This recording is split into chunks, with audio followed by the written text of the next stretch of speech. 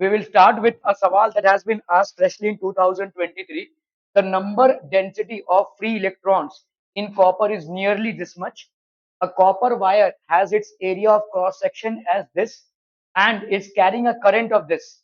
The drift speed of the electrons. तो आपका भाई साहब क्या क्या दिया हुआ है, पहला उसका अपन विश्लेषण लिख दे. The number of density electrons, तो n की वैल्यू, ये number of electrons per unit volume है. n मतलब नंबर डेंसिटी मतलब number of electrons per unit volume. इसकी वैल्यू कितनी हो गई भाई साहब? ठीक है, 8 × 10⁻²8 एम क्यूब. ठीक है, क्लियर है? ओके. Copper wire. तुमको फिजिक्स पसंद नहीं है या फिजिक्स पढ़ाने वाला? हर बार मार्क्स इतने कम क्यों आ रहे हैं भाई साहब? हाँ, इतने बहुत कम मार्क्स हैं नंदिनी. अलर्टिंग मार्क्स हैं ये प्रीलिम्स में. अगर पढ़ाने वाला पसंद नहीं है तो उसका कुछ नहीं कर सकते भाई. नहीं नहीं, अभी आपका खत्म हो गया तो अभी तो नैया पार करनी पड़ेगी. बहुत कम मार्क्स है और बहुत अलर्टिंग मार्क्स हैं आपके. आप बाकी लोगों का तो मुझे मालूम नहीं, क्योंकि आप शेयर करती हैं इसलिए मैं आपसे शेयर कर रहा हूँ. इट्स रियली, आप प्लीज देखिए क्या कर सकते हैं. ठीक है, और मुझे बताइए क्या करना पड़ेगा. A copper wire has its area of cross section A. इसकी वैल्यू भाई साहब 2 × 10⁻⁻6 metre square and it's carrying a current I is equal to 3.2 amperes. ठीक है, the drift speed VD की वैल्यू कितनी हो जाएगी? चलिए भाई साहब फटाक से बोलना है. तुमने भी वो 11th के स्टार्ट में एक बार मेरे से रिजल्ट शेयर किया था, उसके बाद अभी तक तो क्या एग्जाम दिया है, स्कूल जाती हो कि नहीं वो भी नहीं मालूम. मुझे नहीं मालूम मेरा, देख लो कभी ये जाता. चलिए इसको करना है भाई साहब, क्या करेंगे बोलिए. ए एन इंटू,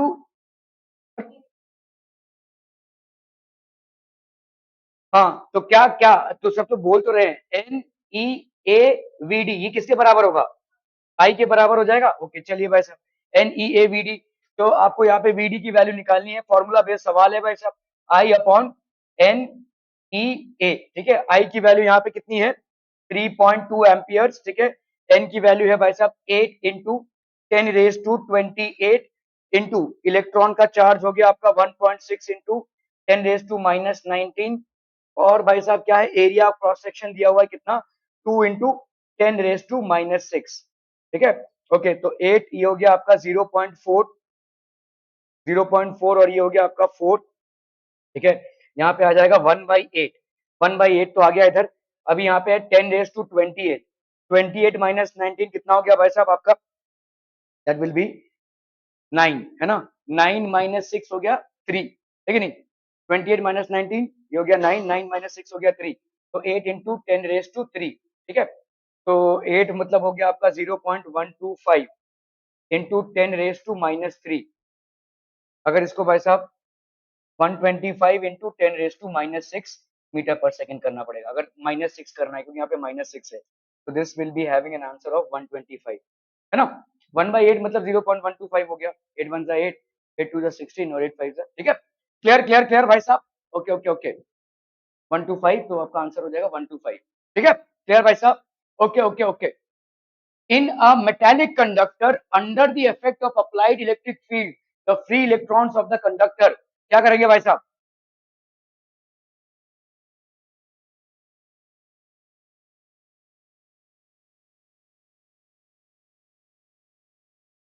अरे बोला जल्दी से.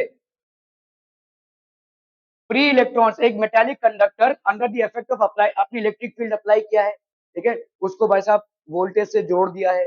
तो इलेक्ट्रिक फील्ड में इलेक्ट्रॉन्स कहां से कहां मूव करेंगे? Drift from higher potential to lower potential. अभी देखो भाई साहब भाई साहब भाई साहब, ये आपका हायर पोटेंशियल है. हायर पोटेंशियल से लोअर पोटेंशियल जाएंगे इलेक्ट्रॉन्स, की लोअर पोटेंशियल से हायर पोटेंशियल जाते हैं? समझ लो ये सर्किट है. भाड़ में गया हमारा मेटालिक कंडक्टर, ये सर्किट है. एक एक कंडक्टर है, ये आपका भाई साहब कौन सा हायर पोटेंशियल है? ये है ना, पॉजिटिव वाला. इलेक्ट्रॉन्स कहां से कहां मूव होते हैं?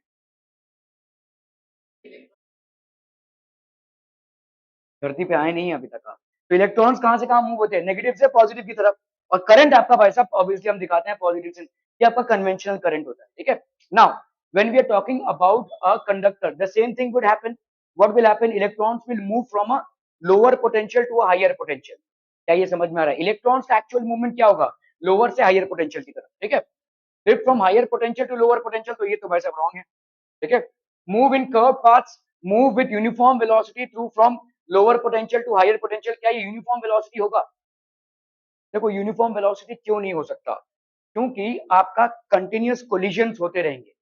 इलेक्ट्रॉन्स के लिए वैसा खुला रास्ता नहीं है, there will be continuous collision, so this will not be possible, ठीक है। Move in straight line path in the same direction, तो पहली बात तो सेम डायरेक्शन में नहीं होगा, ठीक है। तो मतलब आपका डायरेक्शन ही चेंज होगा ना, जिस रास्ते वो मूव कर रहे थे क्या उसी रास्ते मूव करते रहेंगे? नहीं, उनका रास्ता अभी चेंज हो जाएगा जैसे आपने इलेक्ट्रिक फील्ड अप्लाई किया है। तो ये हो जाएगा भाई साहब move in curve paths. Curve paths क्यों है? क्योंकि भाई साहब आप टकराएंगे ही, टकराते टकराते टकराते टकराते ऐसे पहुंचेंगे। आप समझो भाई साहब कि समझ लो आप ऐसे जाने की कोशिश करें और आपका दोस्त आपको धक्का मार रहा है, तो पहुंचेंगे तो आप मंजिल तक, लेकिन आप ऐसे पहुंचेंगे। तो same thing will happen here as well, because of the constant collisions that will happen, there will be a drift velocity that will be calculated, and this will be moved in curved paths from lower potential to higher potential, curved paths में जाएंगे, ठीक है, clear है? Okay okay okay. और आपका current का value हो जाएगा एन ई, ये हो गया number of electrons per unit volume, ये हो गया इलेक्ट्रॉन का चार्ज, ए हो गया क्रॉस सेक्शन एरिया, और वी डी हो गई आपकी ड्रिफ्ट वेलोसिटी, ठीक है, क्लियर है भाई साहब? Okay okay okay. चलिए भाई साहब जेई मेंस का सवाल 2023 का, a current of 2 amperes flows through a wire of cross sectional area इतना, ठीक है, current of 2 amperes, the number of free electrons in cubic metre are this much, the drift velocity of the electrons. चलिए फटाफट, a current of 2 amperes, तो current कितना है भाई साहब आपका 2 एम्पियर्स का, ठीक है, flow through a wire of cross sectional area, A की वैल्यू कितनी है 25 millimetre square, 25 millimetre square, 1 millimetre में भाई साहब कितना होता है, 1 मिलीमीटर में होता है 10⁻³ मीटर्स, 10⁻³ -4 -3, चलिए भाई साहब, तो 1 मिलीमीटर स्क्वायर कितना हो जाएगा 25 इंटू 10⁻⁻6 मीटर का स्क्वायर, ठीक है। The number of free electrons in a cubic metre, number of free electrons in a cubic metre n is equal to कितना भाई साहब 2 into 10⁻28, 2 into 10⁻28। The drift velocity of the electrons, VD की value कितनी हो जाएगी, VD की value कितनी हो जाएगी भाई साहब, ये पूछा है आपसे, ठीक है। Given charge on the electron is this much, कैसे करेंगे भाई साहब, बताइए बताइए बताइए। आपको क्या पूछा है, वीडी पूछा है ना, वही सिंपल क्या आंसर है भाई साहब, I is equal to N E A V D, ठीक है, N E A V D, ठीक है, क्लियर है भाई साहब। यहाँ पे आपका वी क्या पूछा, ड्रिफ्ट वेलोसिटी ना, तो वीडी की वैल्यू भाई साहब कितनी, आई बाई एन ई ए, डाल दो भाई साहब वैल्यूज क्या क्या है, तो लल्लूपन जो सवाल है 2, ठीक है, आपके एन की वैल्यू कितनी है, एन की वैल्यू है 2 इंटू 10⁻28। अच्छा ये भी आपको देखना जरूरी है, मीटर में रहना चाहिए ये, अगर मिलीमीटर में होता तो इसको भी आपको मीटर क्यूब में कन्वर्ट करना रहता। ये हो गया 2 इंटू 10⁻28, ये हो गया आपका 1.6 इंटू 10⁻⁻19, और ए की वैल्यू भाई साहब क्या हो गई 25 इंटू 10⁻⁻6, ठीक है भाई साहब, क्लियर है, 25 इंटू 10⁻⁻6, 2 1 जा 2, 2 8 जा 16, ओके चलिए भाई साहब 25 2 जा 100, 100 इंटू ये हो गया 25 25 नहीं 25 2 जा 50, 50 इंटू 8 कितना हो गया भाई साहब 50 इंटू 0.8 तो 4 हो गया है ना, तो ये हो गया भाई साहब 1/4, ठीक है, क्लियर है, 1/4 मतलब हो गया 0.25। अभी भाई साहब हम 10 के पावर्स को निपटाते हैं, 25 इंटू 2 50, 50 इंटू 8 क्या हो गया 50 इंटू 8 हो गया आपका 40 मतलब 4.0, ठीक है। अभी 10⁻28, 28 माइनस 19 कितना हो गया भाई साहब आपका 9, 9 माइनस 6 हो गया 3, 10⁻3। अभी यहाँ पे क्या लिया हुआ है भाई साहब 10⁻6, एकदम पिछले वाले सवाल की तरह, यही सवाल था क्या, नहीं क्या बोल रही हो, 25 2 जा 50, 50 इंटू 0.8, हाँ उसका एक और आएगा, ठीक है, तो 40 अगर आएगा तो अपन दो जीरो को मतलब 40 आएगा ना, तो 40 एक जीरो को भगा देते हैं यहाँ पे, तो इसको 29 कर देते हैं, इसको 29 कर देते हैं, अब 1/4 हो गया है ना, इसको 29 कर दिया हमने, 44 ही रखा, तो 4 का 1/4 का होता है 0.25, 29 माइनस 19 कितना हो गया भाई साहब 10, 10 माइनस 6 हो गया भाई साहब 4 है ना, तो 10⁻⁴, तो ये हो गया आपका 0.25 इंटू 10⁻⁻⁴, ठीक है, 250 इंटू 10⁻⁻3 -6, ऐसा लिख सकते हैं कि नहीं? ट्रंक ट्रंक ट्रंक नहीं, 25 इंटू 10⁻⁻⁻4 है ना, एक दो, तो 25 इंटू 10⁻⁻6, ठीक है, एकदम मिला जुला सवाल है भाई साहब। ओके, 25 इंटू 10⁻⁻6, चलिए भाई साहब। Okay, charge flowing in a conductor changes with time as this, where alpha, beta and gamma are constants. Minimum value of current. Charge flowing एकदम इजी सवाल है यार ये तो। ओके चलिए, इस चैप्टर का सवाल लग रहा है।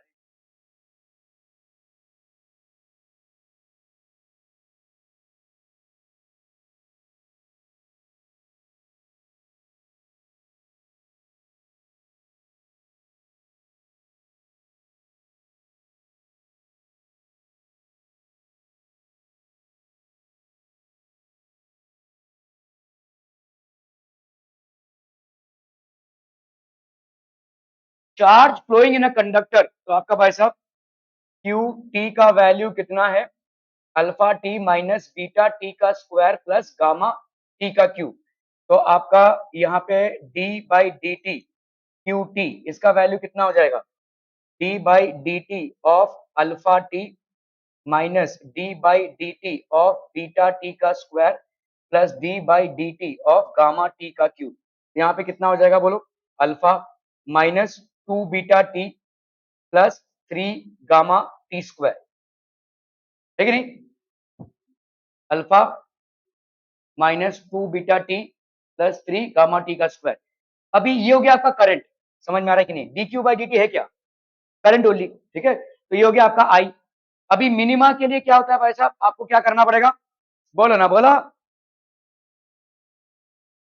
D Q by D T को अपन जीरो पुटअप करेंगे, तो यहाँ पे हो गया आपका भाई साहब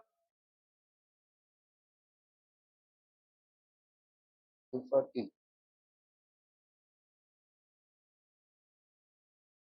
charge flowing in a conductor changes with time as this, where alpha beta and minimum value of current। तो D Q by D T को अगर हम करेंगे तो ये हो गया अल्फा माइनस 2 बीटा टी। यार मैं कुछ गड़बड़ कर रहा हूँ। Alpha T minus beta T,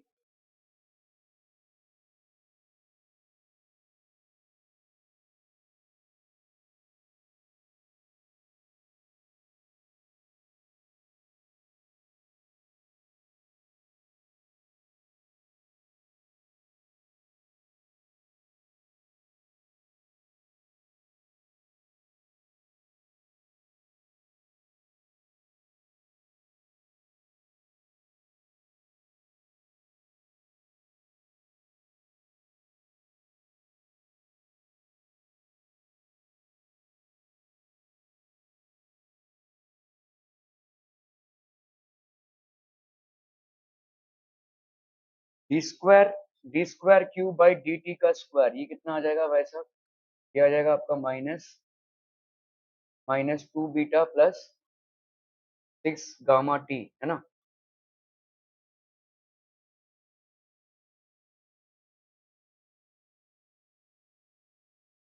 कैसे किया है भाई साहब इसको? ठीक है, ये तो आ गया भाई साहब D I by D T. Okay, D square I by D T square. हाँ ठीक है, मिनिमम वैल्यू ऑफ करंट पूछा है, ठीक है। Okay, minimum value of current, current का मिनिमम ऐसा कैसे निकालेंगे? तो आपको भाई साहब यहाँ पे D square by D T square करना पड़ेगा, this has to be put as zero, ठीक है। तो भाई साहब यहाँ पे minus 2 beta is equal to minus 6 gamma T, ठीक है। तो आपका भाई साहब यहाँ पे 2 1 2, 2 3 6, यहाँ पे टी की वैल्यू कितनी हो जाएगी भाई साहब? बीटा बाई 3 गामा, ये हो गया बीटा बाई 3 गामा, ठीक है। Minimum value of current is, तो आपका करंट का वैल्यू कितना हो जाएगा?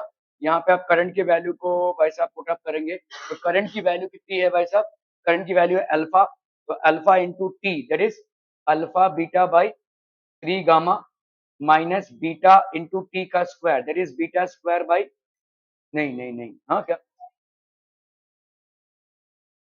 हम्म, अल्फा अल्फा अल्फा माइनस, हाँ ये वाला होगा ना, अल्फा माइनस, तो ये हो गया अल्फा माइनस 2 बीटा टी, है ना, तो 2 beta into beta by 3 gamma plus 3 gamma into T का square, that is beta square by 9 gamma का स्क्वायर। ठीक है, तो यहाँ पे भाई साहब कितना आ जाएगा, अल्फा माइनस 2 बीटा का स्क्वायर बाई 3 गामा, प्लस यहाँ पे गामा और ये गामा कैंसिल हुआ, 3 वन जा 3, 3 3 जा, तो ये हो गया आपका बीटा स्क्वायर बाई 3 गामा, है ना। तो ये हो गया alpha minus beta square by 3 gamma, है ना। Alpha minus beta square by 3 gamma, ये हो जाएगा वैसे। ठीक है, क्लियर है भाई साहब, are be clear? Okay, the ratio of average electrical energy density and total average energy density of electromagnetic wave, electrical and total average density, ये थोड़ा एनर्जी पर यूनिट वॉल्यूम कितना होता है, उस दिन बोला था तुमने, ये बड़ा रिकॉर्ड रखते हैं, आपने उसको गुड बोला था, बोलिए बोलिए। वेरी गुड, ओके, ये है आपका एनर्जी डेंसिटी ना, मैं भूल गया हूँ। ओके, तो एनर्जी डेंसिटी भाई साहब कितना है, तो एनर्जी डेंसिटी कितनी होती है भाई साहब, हाफ एप्सिलॉन नॉट ई का स्क्वायर। ठीक है, थोड़ा सा आउट ऑफ कॉन्टेक्स्ट क्वेश्चन है, देखो यहाँ पे क्या बोला जा रहा है, the ratio of average electric energy density and total average density of electromagnetic wave. आपके इलेक्ट्रोमैग्नेटिक वेव में जो आप पढ़ते हैं वो लाइट से कंसर्न होता है। ठीक है, मतलब इलेक्ट्रोमैग्नेटिक का आपका इलेक्ट्रिक फील्ड भी है और मैग्नेटिक फील्ड भी है, दो कंपोनेंट्स हैं। तो आपका इलेक्ट्रिक फील्ड और मैग्नेटिक फील्ड में आप ज्यादा करके इलेक्ट्रिक फील्ड के ही कंपोजिशन को पढ़ते हैं, लेकिन यहाँ पे क्या बोला जा रहा है, देखो आपका इलेक्ट्रिक फील्ड का एनर्जी कितना हो जाएगा, इतना, तो आप इतना मान लो कि मैग्नेटिक फील्ड का भी इतना ही एनर्जी होगा। ठीक है, देखो ना ऐसे रेंगते हुए जा रहे हैं ना दोनों, आपको एम्पलीट्यूड सेम दिख रहा है, फ्रीक्वेंसी सेम दिख रही है, सब कुछ तालमेल में है, तो एनर्जी भी सेम ही होगी ना। वेव का अगर सब कुछ सेम है तो एनर्जी भी सेम ही होगा ना, आपने देखा रहेगा इलेक्ट्रोमैग्नेटिक वेव वैसा जा रहा है ना, वैसा ये रेंगते हुए जा रहा है, वैसा भी ऐसे ऐसे जा रहा है, एम्पलीट्यूड फ्रीक्वेंसी सब कुछ अगर सेम है तो ऑब्वियसली एनर्जी भी सेम होगी। तो मुझे बताओ इलेक्ट्रिक फील्ड की एनर्जी, आपका इलेक्ट्रोमैग्नेटिक वेव है, ठीक है, ये आपका इलेक्ट्रोमैग्नेटिक वेव है, इसका एक इलेक्ट्रिक फील्ड का कंपोनेंट होगा और एक मैग्नेटिक फील्ड का कंपोनेंट होगा। आपको मालूम है इलेक्ट्रिक फील्ड की एनर्जी डेंसिटी, यहाँ पे एनर्जी डेंसिटी की बात हो रही है, मतलब एनर्जी पर यूनिट वॉल्यूम, और एनर्जी पर यूनिट वॉल्यूम की वैल्यू हमको मालूम है इतनी होती है। ठीक है, तो half sigma, sorry epsilon not E का स्क्वायर, ये है ना कि ई स्क्वायर एप्सिलॉन, यही है। ओके ठीक है, ओके, इसका क्या हो जाएगा भाई साहब, सेम होगा। ठीक है, तो ये मैग्नेटिक फील्ड के लिए भी एनर्जी कितनी हो जाएगी, इतनी हो जाएगी भाई साहब, तो टोटल एनर्जी कितनी हो जाएगी, इन दोनों को ऐड कर दो, टोटल एनर्जी हो जाएगी। ठीक है, क्लियर है। आपको यहाँ पे क्या पूछा है, the ratio of average electric density and total average, तो ये आपका भाई साहब यहाँ पे पूछा है electrical energy upon total energy, total energy भाई साहब इतना है भाई साहब। ठीक है, तो ये हो जाएगा आपका 1/2, आर बी क्लियर, ये हो जाएगा भाई साहब आपका 1/2। क्लियर है भाई साहब, आर बी क्लियर, हम ऑन दिस वन। ओके, यहाँ पे देखो ये होता है एक्चुअली मैग्नेटिक फील्ड का energy, is not in your course, लेकिन ये आप जान लीजिए कि इलेक्ट्रिक फील्ड की वजह से जो एनर्जी क्रिएट हो रही है, मैग्नेटिक फील्ड की वजह से भी उतनी ही एनर्जी क्रिएट होगी अगर वो इलेक्ट्रोमैग्नेटिक वेव है तो। ये तो आपके कोर्स में नहीं है, ये वाला जो है आपका कोर्स में, तो ऑब्वियसली इसका डबल हो जाएगा, तो इससे आपका 1/2 है। ठीक है, क्लियर है, okay okay okay. The drift velocity of electrons for a conductor connected in an electrical circuit is Vd. The conductor is now replaced by another conductor with same material and same length but double the area of cross section. The applied voltage remains the same.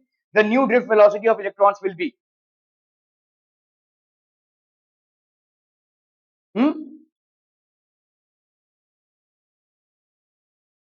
Option A, NeAVD. It is now replaced by another conductor with the same material. JEE mains का सवाल इतना आसान नहीं। तो देख के बोला NeAVD और वैसा the drift velocity of electrons for a conductor carrier, the conductor is now replaced by another conductor, same material and same length, but double the area of cross section. हाँ, कंसेप्चुअली सोचो इस चीज को, conceptually, हाँ जी हाँ इधर, okay, conceptually सोचिए इस चीज को कि आपके पास एक कंडक्टर है, आपने इलेक्ट्रिक फील्ड अप्लाई किया है, वोल्टेज अप्लाई किया है, वेलोसिटी एक ड्रिफ्ट वेलोसिटी होगी, आपने भाई साहब एरिया को बढ़ा दिया है, तो क्या होगा, वेलोसिटी बढ़ जाएगी या वेलोसिटी घट जाएगी, वेलोसिटी क्यों इम्पैक्ट होगी? Why would there be an impact in the velocity? Drift velocity क्यों इम्पैक्ट होगी? नहीं होगी ना। तो मतलब जो वीडी था वही वीडी रहेगा। ये कंसेप्चुअली बता रहा हूं मैं। This is basically conceptually, mathematically इसको प्रूव कीजिए।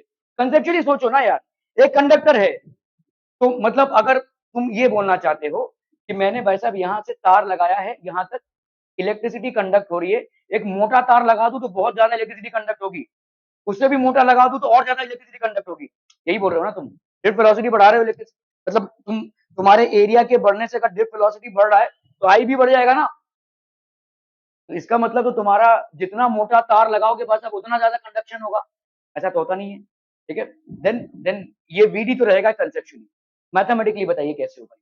This is something that you have to do mathematically. Number of electrons per unit volume change हो जाएगा आपका। आपने क्या चेंज कर दिया? यहाँ पे एरिया चेंज कर दिया। अगर एरिया चेंज कर दिया तो वॉल्यूम भी चेंज होगा ना भाई साहब। ठीक है, क्लियर है? तो आपका भाई साहब यहाँ पे देखो, पहला वाला केस हम देख रहे हैं।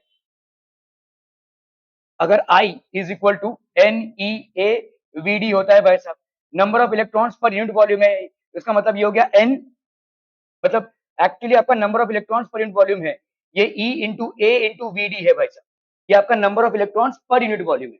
ठीक है, let's say some number of electrons are there per unit volume into E into A into VD। ठीक है, अभी आपने भाई साहब यहाँ पे क्या कर दिया? अभी V बेसिकली आप यहाँ पे V और D को क्या मान सकते हैं? E मान सकते हैं। ठीक है, तो एक्चुअली में आपका ये VD ही रह जाएगा। देखो अगर आप देखोगे, हाँ ये फॉर्मूला है। ठीक है, ये फॉर्मूला है, मैं भूल ही गया था फॉर्मूला। VD की वैल्यू क्या होती है भाई साहब? ये होती है आपकी E दिस, और ये होता है आपका टाउ। टाउ मतलब रिलैक्सेशन टाइम। ठीक है, this is basically relaxation time. E आपका हो गया चार्ज, ये हो गया आपका electric field relaxation time upon m, where m is the mass of the electron. ठीक है, अभी यहाँ पे देखो आपका E का वैल्यू क्या होता है? E हमको मालूम है V/L होता है। ये अपन जानते हैं कि भाई साहब V होता है आपका EL या ED, जो भी आप लिखना चाहें। ठीक है, तो आपका VD की वैल्यू क्या हो जाएगी? माइनस E, तो E की जगह पे अपन लिखेंगे V। ठीक है, ये हो गया आपका टाउ और M और ये L। ठीक है, जैसा भी करना चाहो, it is clear from the above equation that drift velocity of electron does not depend upon area. आपने एरिया को बढ़ाया है तो number of electrons per unit volume भी भाई साहब बढ़ने वाला है, लेंथ पे डिपेंड करेगा। ठीक है, but will not depend upon area. ठीक है, आर वी क्लियर? वैसे भी भाई साहब number of electrons per unit volume से अगर एरिया को मल्टीप्लाई करोगे तो बचेगा क्या? Length. Length will be impacted. ठीक है, लेंथ से डिपेंड करेगा लेकिन एरिया से नहीं। ठीक है, क्लियर है? एरिया से डिपेंड नहीं करेगा। So according to this formula it has got no dependency. और कंसेप्चुअली भी देखो भाई साहब, ये नहीं होगा, ऐसा नहीं होगा। So this will remain as VD। ठीक है, this will remain as VD। ठीक है, ये वाला फॉर्मूला मैं भूल गया था भाई साहब, VD is equal to minus E tau by M. ठीक है, चलिए नीट 2022, नीट 2022 चलिए भाई साहब। A standard filament lamp consumes 100 watt when connected to 200 volt AC mains supply. The peak current through the bulb will be, peak current मतलब आपका आई not पूछा है। बोला हाँ, बोला जल्दी से बोला।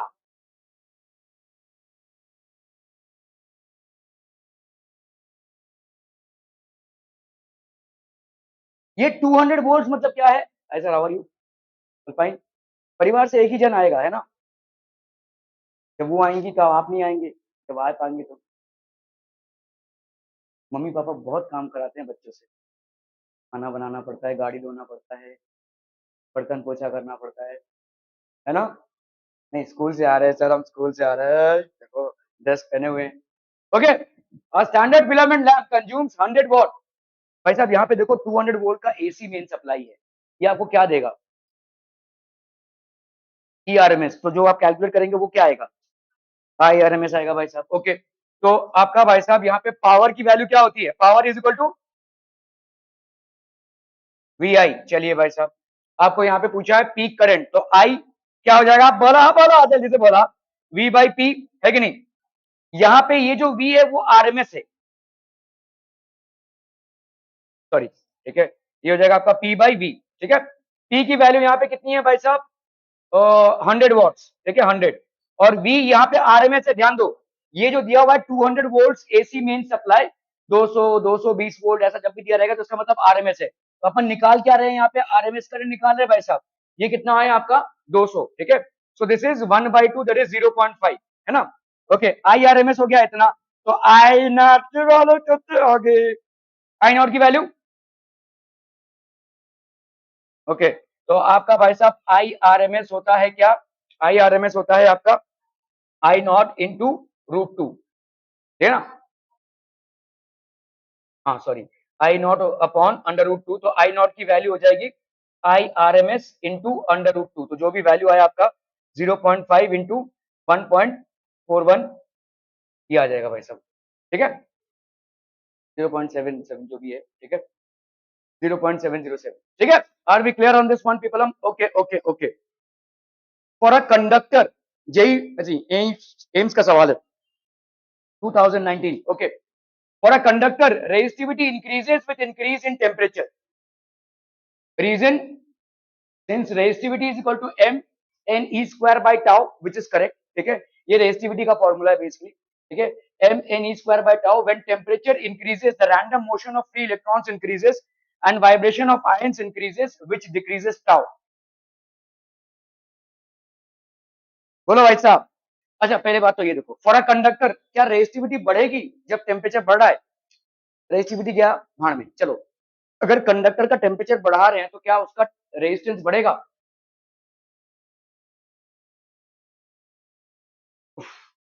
अरे भाई साहब शायद 11th में पढ़ चुके हो इसको, ये आपका आर क्या होता है, आर नॉट इंटू 1 + α∆t, ये होता है ना भाई साहब, आपने टेम्परेचर बढ़ाया तो आपका रेजिस्टेंस बढ़ता है, ये रेजिस्टेंस बढ़ता कैसे है, क्योंकि रेजिस्टिविटी बढ़ेगी आपकी, ठीक है, रेजिस्टिविटी रेजिस्टेंस आपका डिपेंड करता है रेजिस्टिविटी इंटू L/A, इन फैक्टर्स को ज्यादा चेंज नहीं आएगा लेकिन इसमें चेंज आएगा, ठीक है, ये रेजिस्टिविटी भाई साहब आपकी बढ़ेगी, for a conductor resistivity increases with increase in temperature, so this is correct, ये आपका सही है, ठीक है, क्यों, क्योंकि भाई साहब रेजिस्टिविटी इस पे डिपेंड करता है, आपका भाई साहब टाउ जो है, random motion of free electrons increases, तो रिलैक्सेशन टाइम आपका कम हो जाएगा, रिलैक्सेशन टाइम अगर आपका कम हो जाएगा तो रेजिस्टिविटी बढ़ जाएगी, डिनोमिनेटर में आता है relaxation time for calculating resistivity, if tau becomes less the resistivity will increase, अगर ऐसा बढ़ता है तो भाई साहब आपका दिस विल इंक्रीज, क्या ये समझ में आ रहा है, ठीक है, तो आपका क्या हो जाएगा, both assertion and reason are true, reason is the correct explanation of assertion, तो ये तो आपका हो जाएगा yes, both assertion and reason are true,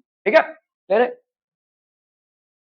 clear भाई साहब, ओके ओके ओके, चलिए भाई साहब एम्स का सवाल, a current of 10 amperes is passing through a metallic wire of cross sectional area 4 into 10⁻⁻⁶ metre square, if the density of aluminium conductor is 2.7 gram per cc, considering aluminum gives 1 electron per atom for conduction, find the drift speed of the electrons if molecular weight of aluminum is 27 gram, चलिए फटाफट करना भाई साहब,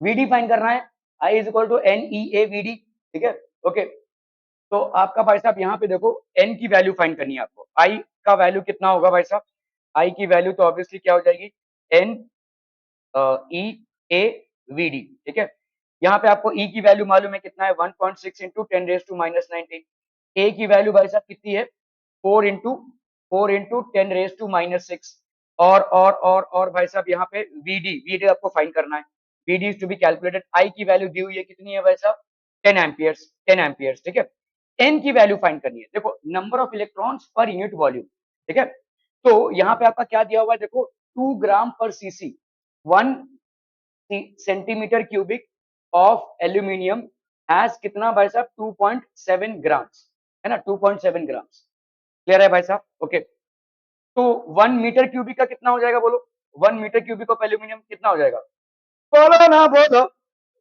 1 metre cubic मतलब कितना होगा 10⁶ centimetre cubic होता है ना, अरे भाई साहब चलो 10⁶ सेंटीमीटर क्यूबिक लिख देते हैं, तसल्ली, ठीक है, 1 सेंटीमीटर क्यूबिक ऑफ एल्यूमिनियम इतना हुआ, तो 10⁶ सेंटीमीटर क्यूबिक कितना हो जाएगा 2.7 इंटू 10⁶ ग्राम्स, है ना, तो मतलब आपका 1 मीटर क्यूबिक ऑफ एल्यूमिनियम, इसका मास कितना हो गया 2.7 इंटू 10⁶ ग्राम्स, क्या ये समझ में आ रहा है भाई साहब, ठीक है, ओके, नाउ अभी यहाँ पे देखो एल्यूमिनियम का एटॉमिक वेट कितना है भाई साहब 27 ग्राम है, ठीक है, तो 27 ग्राम्स ऑफ एल्यूमिनियम मतलब ये हो जाएगा आपका 1 मोल, है कि नहीं, और 1 मोल में कितने एटम्स होते हैं? इंटू 10⁻23, ठीक है। तो मतलब इसका कितना हो जाएगा? Na नंबर ऑफ एटम्स, मतलब 6.022 इंटू 10⁻23 एटम्स। और यहाँ पे क्या बोला है भाई साहब? कंसिडरिंग एल्यूमिनियम गिव्स 1 इलेक्ट्रॉन पर एटम, हर एक एटम से तुमको 1 इलेक्ट्रॉन मिल रहा है, तो 27 ग्राम्स में से तुमको भाई साहब कितना इलेक्ट्रॉन मिलेगा? बोलो ना, बोलो। एक एटम में से 1 इलेक्ट्रॉन, तो इतने एटम्स में से हर एक से 1 इलेक्ट्रॉन, तो इतना इलेक्ट्रॉन्स तुमको मिल रहा है। You are getting this much number of electron. क्या ये समझ में आ रहा है? अभी तुमको ये वाला उठाना है, क्या? 2.7 इंटू 10⁻6 ग्राम्स में से तुमको कितने इलेक्ट्रॉन्स मिलेंगे? तो ये हो जाएगा 6.022 इंटू 10⁻23 इंटू 2.7 इंटू 10⁻6 अपॉन भाई साहब क्या? 27, है ना? Are be clear? ओके, तो ये हो गया भाई साहब कितना? 0.1, 0.1 इंटू 10⁻6 मतलब हो गया आपका 10⁻5, 10⁻5, तो ये हो गया आपका 6.022 इंटू 10⁻23 और ये हो गया 5, 28, 10⁻28 हो गया भाई साहब, ठीक है। ये हो गया आपका n, this would be the value of n, number of electrons per unit volume, ठीक है। अभी आप कर लो भाई साहब, Vd की वैल्यू क्या हो जाएगी? Vd की वैल्यू हो जाएगी I अपॉन एन ई ए, है ना? तो आई की वैल्यू है भाई साहब यहाँ पे कितनी? 10 एम्पियर की वैल्यू है। एन की वैल्यू आपने निकाली यहाँ पे 6.022 इंटू 10⁻23, ई की वैल्यू है 1.6 इंटू 10⁻−19, ठीक है। और ए की वैल्यू ए की वैल्यू कितनी है भाई साहब?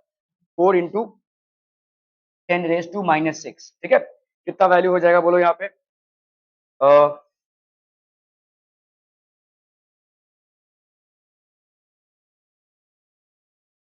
हाँ 28 ना, फिर तो भाई साहब तो नीचे कितना आ रहा है भाई साहब? 16 4 64, 6 इंटू 6 अप्रोक्सीमेटली 36 आ जाएगा यार। 1 बाई, इतना डिफिकल्ट कैलकुलेशन कहीं दे दिया है यार, ये 6 कर लें यहाँ पे। 16 4 64, 64 इंटू 4, नहीं 16 6 96 ना, 96 इंटू 4 भाई साहब कितना हो जाएगा? 6 4 24, 9 4 36, 37, 38, तो ये हो गया आपका 384, ठीक है। 384 इंटू इसको कर लेते हैं भाई साहब, हमने 6 लिया है यहाँ पे, 6.022 को 6 ले लिया है, 1.6 नहीं, 38.4 आएगा ना, 38.4, 16 4 6.4 इंटू 6, तो ये होगा 38.4, 38.4, ये हो गया 28, 28 माइनस 19, ये हो गया -9, -9, और ये हो गया आपका कितना भाई साहब? डी की वैल्यू -6 है ना, तो -9 -6, तो ये हो गया -15, है ना, ठीक है। 38.4, इसको अगर मैंने और इधर ले लिया 3.84, तो ये हो जाएगा 14, ठीक है। तो 10⁻14 अपॉन 3.8, 4 ले सकते हैं इसको भाई साहब, अप्रोक्सीमेटली 4, ठीक है। तो ये कितना हो जाएगा बोलो? अप्रोक्सीमेटली कितना आ जाएगा? 2.5 इंटू 10⁻, अरे सॉरी 14 कहाँ से हो गया? 10 18, ये 4 होगा ना, 28 माइनस 9 हो गया -9, -9, और ये 6 -3 और ये हमने इधर उठाया तो ये -4 था, तो ऊपर कितना चला गया भाई साहब? 10⁻4, तो 1/4 की वैल्यू आ गई 4, है ना, 1/4 की वैल्यू आ गई 0.25 इंटू 10⁻4, अरे बाबा रे।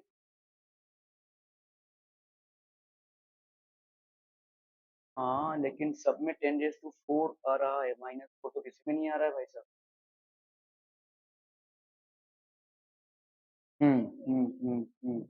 +4 आएगा, 28 माइनस 19 नहीं, हाँ तो ऊपर जाएगा तो -4,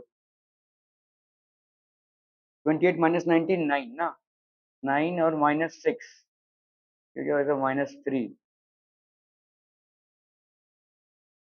हाँ तो 3 आया, तो -3 आया, तो मैंने इसको इधर धकेला, तो -4 हो गया ना, 1/4, आंसर यही आएगा एक्चुअली, 2.6, देखते हैं कहीं पे गड़बड़ी किया है हमने, 6 पॉइंट कहीं कैलकुलेशन में, 6 इंटू 10⁻28, ठीक है भाई साहब, 4 इंटू 10⁻6, यही तो था हमारा भी भाई साहब, तो यहाँ पे 6 ही ले लिया, देखो मैंने तो 6.02 जगह, तो 28 माइनस 6, नहीं 28 माइनस 19, ये हो गया तुम्हारा -9, नहीं 9 माइनस 6 3, तो ये हो गया तुम्हारा भाई, अच्छा हाँ ऊपर का 10 था ना, वो हम भूल गए, ओके 10, करेक्ट करेक्ट, ऊपर का 10 नहीं कैलकुलेट किया हमने, हाँ करेक्ट करेक्ट, भाई साहब, यहाँ पे हमने 1 ले लिया, ठीक है, ऊपर एक 10 था ना, ठीक है, सो दैट विल बी 10, ये हो गया आपका 10 रेज टू 4, तो उसको ऊपर लेकर जाएंगे तो भाई साहब 10 इंटू 10 रेज टू माइनस 4 होगा ना, -4 अपॉन यहाँ पे है भाई साहब, लेट्स से 4 ले लिया अपन ने, ये हो गया 0.25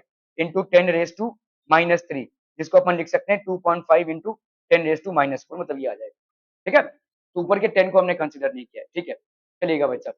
ओहो, resistance of a carbon resistor determined, NEET का सवाल है भाई साहब 2023 का, कार्बन कोडिंग याद है?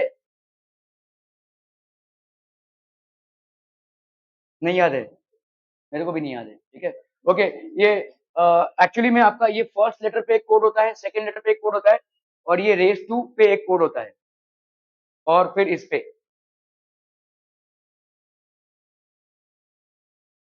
दिस इज बेसिकली ब्लैक, तो आपका फर्स्ट बैंड है, ये सेकंड बैंड है, ये आपका मल्टीप्लायर है, और यहाँ पे प्लस माइनस की वैल्यू ये 3 होता है, gold silver and no colour, ठीक है, तो आपका ये फर्स्ट बैंड है, फर्स्ट बैंड का भाई साहब फर्स्ट डिजिट, सेकंड बैंड का सेकंड डिजिट, और थर्ड बैंड का भाई साहब ये आता है, ठीक है, थर्ड बैंड मतलब ये मल्टीप्लायर होता है, जैसे यहाँ पे आपका क्या है मल्टीप्लायर, क्या यहाँ पे दिया हुआ था आपका 22,000 प्लस माइनस 5%, है ना, ये आपका कलर कोडिंग है, तो यहाँ पे हो गया 22 into 10 raise to 3 plus minus 5%, ठीक है, आपको यहाँ पे पूछा है कलर कोड, ठीक है, तो the colour code for the third band, तो थर्ड बैंड पूछा है भाई साहब, थर्ड बैंड का क्या होता है, थर्ड बैंड होता है आपका मल्टीप्लायर से, तो 10 रेज टू 3 का मल्टीप्लायर भाई साहब ये हो गया आपका orange, this will be basically orange, तो दिस विल बी ऑरेंज, तो यहाँ पे हो गया आपका ऑरेंज, ठीक है, क्लियर है, इतने जोर से मार के हड्डियां टूट जाए भाई साहब, इससे क्या फर्क पड़ेगा, ठीक है, ओके, तो ये हो गया आपका 3 इज बेसिकली ऑरेंज, क्लियर है, ओके ओके ओके, ये याद होना चाहिए भाई साहब, okay, the resistance of platinum wire eight 0 degree centigrade is 2 ohms and 6.8 ohms at 80 degree centigrade, the temperature coefficient of resistance of the wire, चलिए फटाफट करना है भाई साहब इसको, क्विक क्विक जल्दी,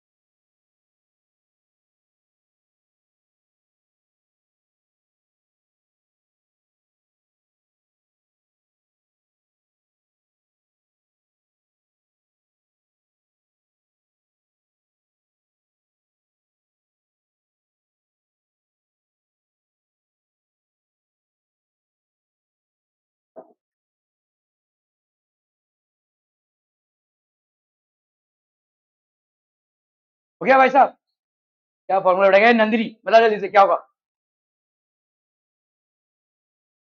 कौन सा फॉर्मूला लगेगा,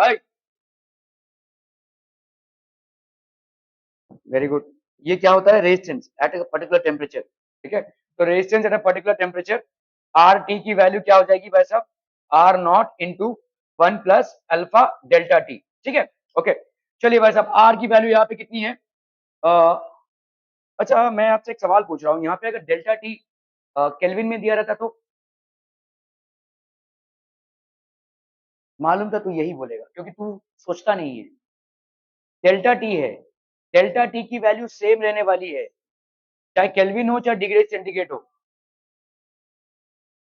मुझे मालूम था तू यही बोलेगा, तेरे लिए ये सवाल था, डेल्टा टी की वैल्यू सेम रहेगी, चाहे केल्विन हो चाहे डिग्री सेंटीग्रेड हो, डेल्टा टी मतलब change in temperature, change in temperature will always be the same, ठीक है, irrespective of the unit that you have chosen, okay, यहाँ पे भाई साहब resistance of a platinum wire eight 0 degree centigrade is 2, यहाँ पे हो गया 1 प्लस अल्फा, अल्फा की वैल्यू भाई साहब यहाँ पे कितनी है नहीं मालूम, कोएफिशिएंट ऑफ रेजिस्टेंस आपका 80 डिग्री सेंटीग्रेड है, तो ये हो गया 80, ठीक है, ये हो गया आर टी की वैल्यू भाई साहब कितनी है 6.8, 6.8 को डिवाइड किया तो ये हो गया 3.4 is equal to 1 plus 80 alpha, ठीक है, 80 अल्फा, 3.4 माइनस तो ये हो गया 2.4 is equal to 80 alpha, so therefore alpha की वैल्यू कितनी हो गई 2.4 बाई 80, ये कैंसिल हुआ, ये हो गया 0.24, 0.24 बाई 8, तो ये हो गया आपका 0.03, तो अल्फा की वैल्यू कितनी आ गई भाई साहब 0.03, that is 3 into 10 raised to -2, 3 into 10⁻² degree centigrade, 3 × 10⁻², degree centigrade.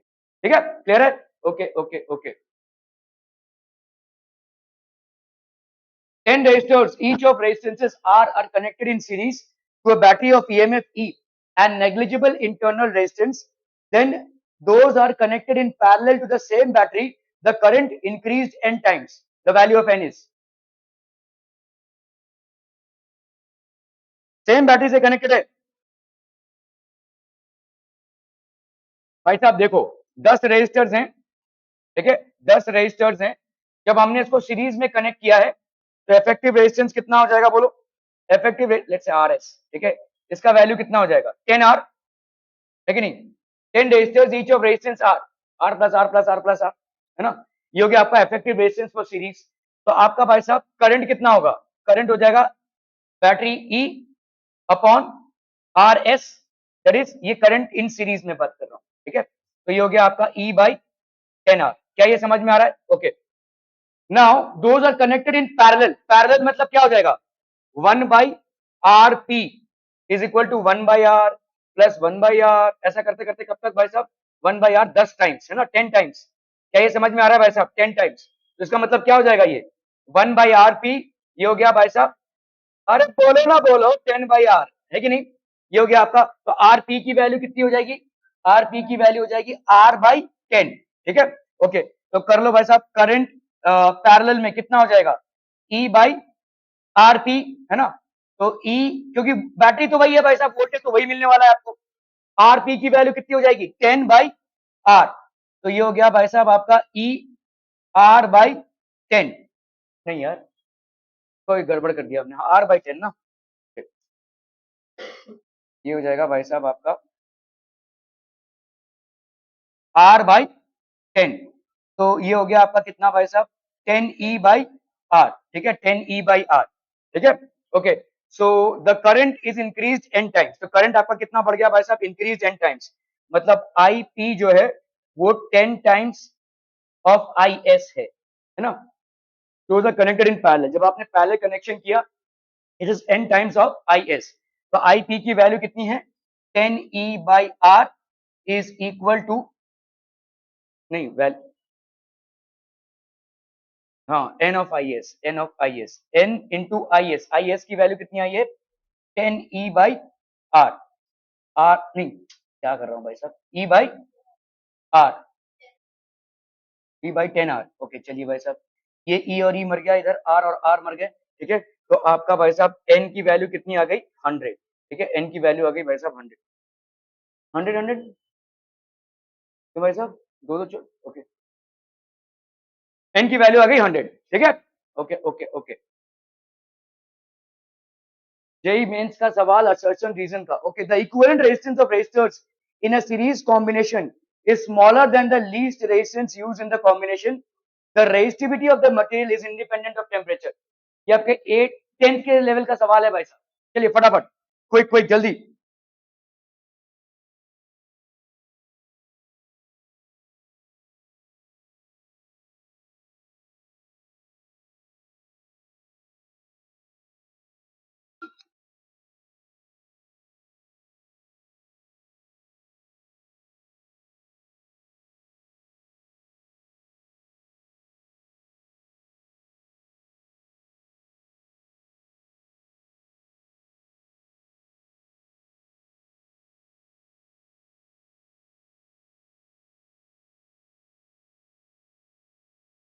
हो गया, done done done, both are सही। The equivalent resistance of resistors in series combination, अगर आप सीरीज कॉम्बिनेशन कर रहे होंगे भाई साहब, तो इक्विवेलेंट रेजिस्टेंस कितना हो जाएगा?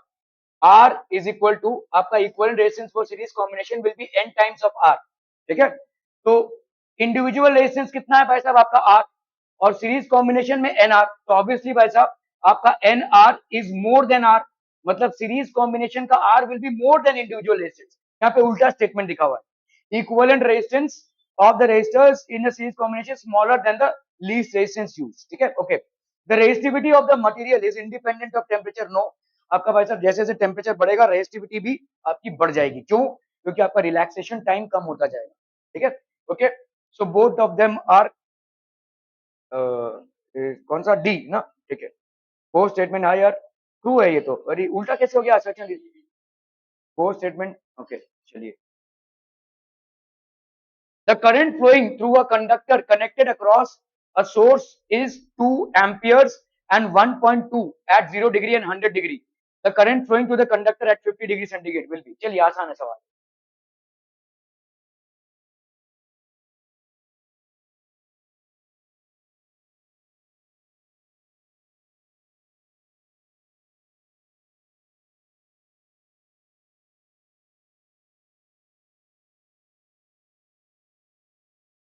देखो भाई साहब, पहले अपन ना रेजिस्टेंस निकाल लेते हैं। R R at 0 degree centigrade, R not की वैल्यू, ठीक है।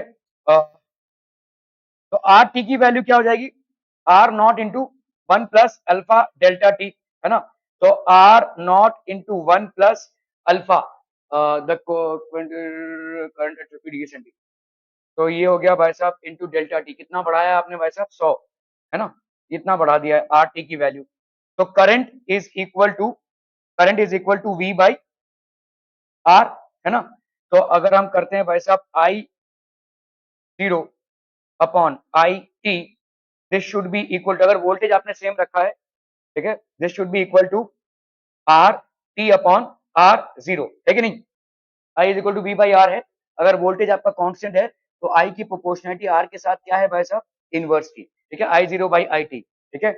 I zero by I T, I zero की वैल्यू कितनी है 2, और ये हो गया 1.2 is equal to R T, R T की वैल्यू हो गई R zero into 1 plus alpha into 100, और ये हो गया आपका आर जीरो, ठीक है, ये कोई कैंसिल, ये हो गया आपका कितना भाई साहब 2 1 2, ये हो गया 0.6, मतलब ये हो गया 10 by 6, 2 5 10, 2 3 6 is equal to 1 plus 100 alpha, ठीक है। तो ये हो गया 5 is equal to 3 plus 300 alpha, ठीक है, समझ में आ रहा है भाई साहब। ये 5 माइनस 3 हो गया 2 is equal to 300 alpha, alpha की वैल्यू क्या हो गई 2 बाई 300,